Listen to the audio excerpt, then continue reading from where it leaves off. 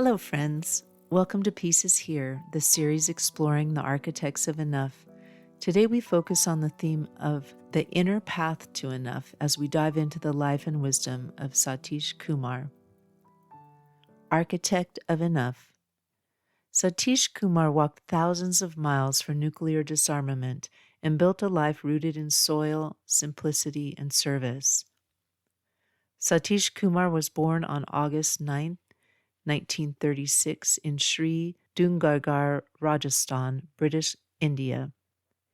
In his youth, he became a Jain monk, embracing a vow of simplicity and nonviolence. Then, in June 1962, Kumar and his friend E.P. Menon set out on a pilgrimage for peace. Walking without money, they journeyed over 8,000 miles from India to Moscow, Paris, London, and Washington, D.C., visiting the capitals of nuclear powers to deliver a message of nonviolence. During that walk, they relied entirely on the hospitality of strangers, carrying neither money nor special gear. In 1973, he settled in England and became editor of Resurgence and Ecologist magazine, promoting ecological, social, and spiritual values. He later founded Schumacher College in Devon, a center for ecological studies and holistic education. Satish Kumar continues to walk, teach, write, and advocate for ecological regeneration, just economies, and spiritual awareness.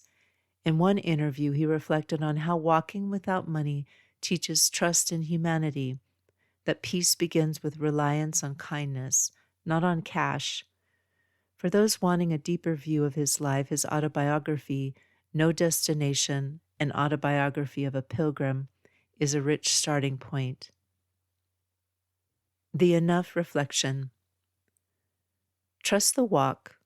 Satish walked without money, not as a stunt, but as a practice in trust, dependence, and divine care. By putting his feet forward in faith, he tested whether belonging depends on ownership or on presence and humility. This reminds me of one of the peace tips from Peace Stuff Enough, the new companion book to One More Year. You can find it and follow the Kickstarter at avaskalfspec.com/Kickstarter. Pedro says, at Schumacher College, which Satish Kumar co-founded, students are required to work on the farm, cook and clean the facilities daily. He insists that this practical labor, using the hands, is just as important as the intellectual work of the head and the spiritual work of the heart. What journey, internal or external, might you attempt without guarantee, without owning certainty? Imagine withholding expectation, just putting one foot in front of the other and letting kindness meet you. Words to keep. Satish has said, we live under the power of modern consciousness, which means that we are obsessed with progress. Wherever you are is not good enough. We always want to achieve something rather than experience something. It's a sober mirror. Maybe our seeking blinds us to being. If this daily message has brought you peace, please take a moment to subscribe and share this episode with someone who needs it. If their story has inspired you to seek your own path to less consumption and more contentment, then please step off the treadmill with me. Let's learn from the architects of enough and discover together that for our planet, for our community, and for ourselves, peace is here. To follow my work, including the new book, Peace Stuff Enough, the entire Pedro the Water Dog Saves the Planet series, and the podcast archive, visit avaskalfspec.com. That's also where you can find the link to my current Kickstarter.